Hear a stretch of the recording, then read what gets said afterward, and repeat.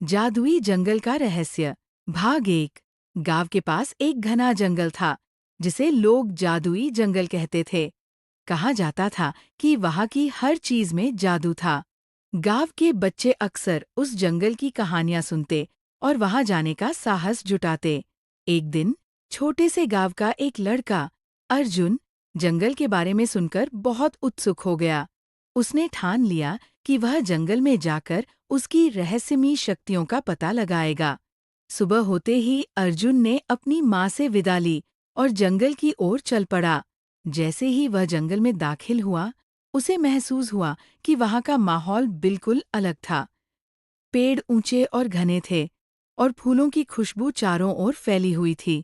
अर्जुन ने आगे बढ़ते हुए देखा कि वहां एक चमकदार झील थी। झील का पानी नीला और साफ था। उसने झील के किनारे बैठकर पानी में अपनी परछाई देखी। अचानक पानी में से एक सुंदर परी प्रकट हुई। वह परी ने कहा, मैं तुम्हें इंतजार कर रही थी, अर्जुन। तुम्हारे दिल में साहस है और तुम्हारी यात्रा अभी शुरू हुई है। अर्जुन चकित रह गया। उसने परी से पूछा, आप कौन हैं और मैं यहाँ क्यों आया हूँ?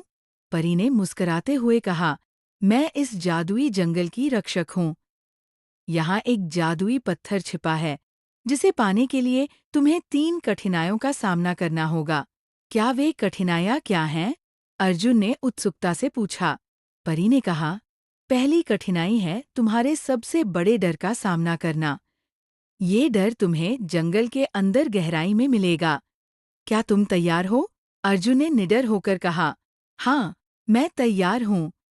और इस तरह अर्जुन की जादुई यात्रा की शुरुआत हुई। आगे की कठिनाइयों का सामना करने के लिए उसे अपने साहस और बुद्धिमानी का प्रयोग करना होगा।